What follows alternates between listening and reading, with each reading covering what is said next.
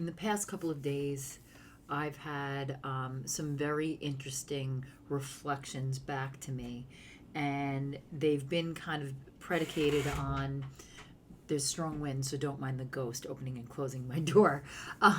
They've been predicated on the way that you see yourself or that you take things for granted versus the way that others see you. And so, as I am working with someone on a writing project, and it's pretty autobiographical, shocker.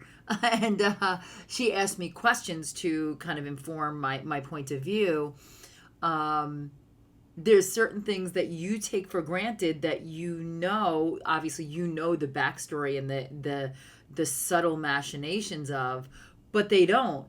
And so when you are drawn to the fact that something's very out of the ordinary that you took completely for granted, and so finding those things, not just in one little corner of your life, but in many. So it's kind of like the concepts that you accept as the basic for other people are like, what are you talking about? Right? So for me, I always go back to my language is music. So I am constantly automatically assigning the right song to the right moment and basically assembling a playlist in my head in real time of what's going on in my life because that is my reference point.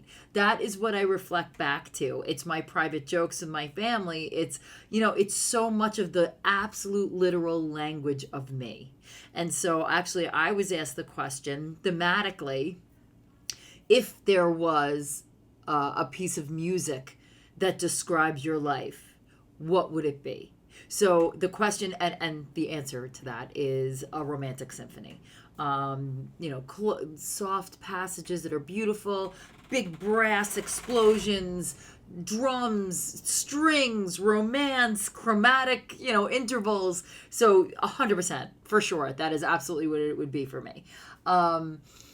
And so my question for you today is not necessarily what piece of music defines you, because maybe that's not your language, but what is it that you relate your life to? So if you're like someone that really is an athlete and heavily involved in sports, maybe you equate it to like it's halftime. Because I'm not an athlete, I'm sure that's the wrong way to talk about that. But I ask you today to kind of look at what is the language that you use to define yourself. What's an analogy that you come back to all the time? And I think that's like interesting because it's things that we just take for granted that maybe was like a common language in our family or something like that we don't know that others don't speak. And so I think all of us have a gift of that kind of secret language of ourselves, the key to us, and that we can also share with the people that we love, especially if they don't have that kind of background. So that's what I wanted to share with you today as my family starts to come in from out of town. And just kind of talk about the things that make your family your own. I will see you tomorrow.